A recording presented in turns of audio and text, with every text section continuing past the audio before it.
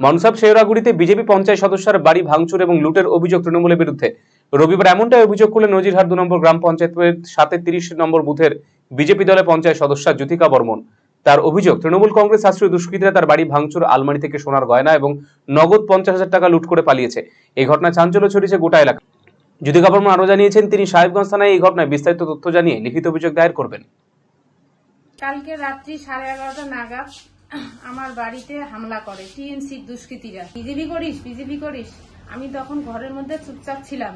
থাকার পরে ওরা দরজা ঝাপঠাপ কাটিয়ে ভিতরে ঢুকে আমার ঘরের একদম লকার ঠকারে সোনা বানা যা ছিল, টাকা সোনা ছিল, চেন ছিল, ভাইয়ের বিয়ে আছে নতুন 3টে ছিল চেন, একটা হচ্ছে ভাইয়ের আর 2টা বউয়ের মধ্যে আমরা একটা আশীর্বাদে দিছি ওইটা, আর ওর বাপের বাড়ি ফিরে থেকে দিছে একটা, এই তো 3টা।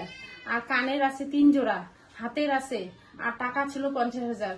সবকিছু ওরা লুটপাট করে নিয়ে গেছে। প্রায় কত টাকা সোনা হতে পারে? সোনা মোটামুটি 3 ভরি হতে পারে।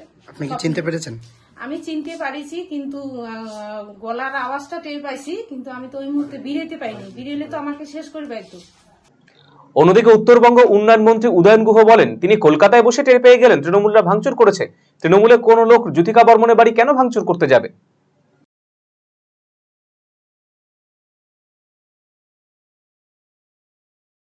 পরবর্তী যারা তৃণমূল থেকে বা অন্য দল থেকে বিজেপিতে গিয়ে নেতা হয়েছে, তারা কেউ ওখানে বেশি মাতব্বরি করবার চেষ্টা করছেন। তার জন্য পুরনোদের একটা ক্ষোভ আছে। তার ফলে ওই নতুন পুরনো বিজেপির মধ্যে একটা দ্বন্দ্ব এবং টানাপোড়েন আছে। সেই টানাপোড়েনের ফলে সেখানে গোলমাল হয়েছে বলে আমি যতদূর শুনেছি। আমি এটা বলতে পারি, দিনহাটা শান্তিপূর্ণ আছে, দিনহাটা শান্তিপূর্ণ থাকবে।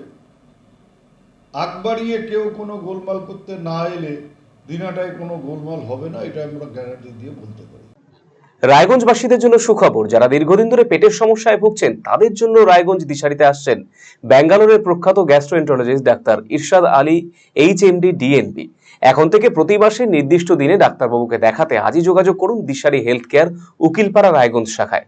যোগাযোগ করুন 7477785509 এই নম্বরে এবং 7477785512 এই নম্বরে।